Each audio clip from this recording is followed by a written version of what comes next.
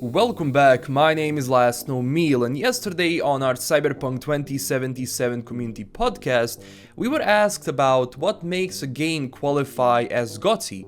And I never really thought about this, but since video game awards are coming on Thursday, I wanted to use this opportunity to see what elements of the game could count as something you would want to give an award to. As it is with the film industry, rewards are a huge part of it. Movies that are nominated for rewards usually have a lot of artistic value, and they did something which pushes the industry forward. At least that's how it's supposed to be. Now, video games are also a group project. You have multiple talent working on different fields, from level, quest design, to how you design gameplay, graphics, sound, movement, well, pretty much the whole painting. Now, looking at this year's nominees, we have Control, Death Stranding, Resident Evil 2, Sekiro: Shadows Die Twice, Super Smash Bros. Ultimate, and The Outer Worlds. Now, all of these games that came out this year have something which sets them apart, but also connects them, and those are all the before mentioned elements from gameplay design to everything else. And games don't necessarily have to be a AAA to qualify. For example, The Outer Worlds, it's not a AAA title, but is still there. It's because of the quality, not necessarily about the size of the budget they have for marketing. Because first off, money doesn't necessarily mean that your game is going to be good. We had a perfect example with Anthem. And then the second of all, as it is with any industry which can be considered an artistic one, it should always be about what those games have, not about which numbers. Because today, a popular game isn't necessarily one which is pushing the limits of what's possible. So that gives you somewhat of a twisted image of the industry and what is popular and what not. But those games are not nominated here in a sense. And when I look at The Outer Worlds, for example, a game which I religiously played because of how good it was designed, and the game is not generally doing the stuff that we've never seen before. Like if you look at The Outer Worlds, it's still something that Obsidian did before, but it's how Obsidian does it best. And they combine all of these elements and create a really good game. And it's so well put and organized that every aspect of the game makes sense and doesn't stand out. For example, you can have the best graphics in the world, but if your game is boring or empty and doesn't really ask any questions, it doesn't provoke something in people. For me, that's a wasted game. And you might well say, I have these games that I enjoy, but they are not nominated, or, well, this game is not the best, but I'm having fun. And that is what for some people makes a great game. And since you can vote on those titles, you will usually go with the game you enjoyed the most, which is okay. It means that game does something really well, that it glues you to the screen and actually makes you want to play it.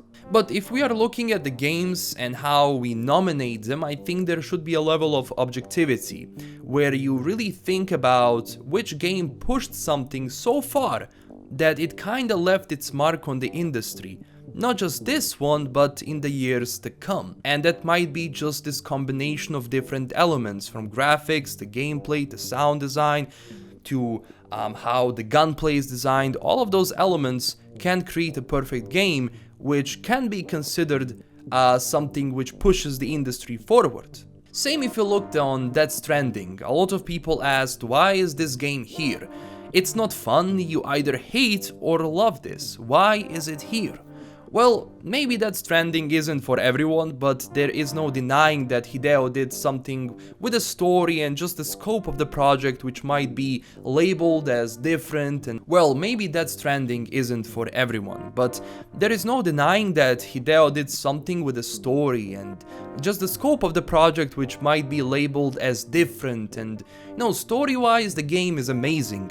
Gameplay-wise it was a bit boring, but for some reason, as much as I found the game to be, decent, I still spent hours just looking at the world and how it was designed.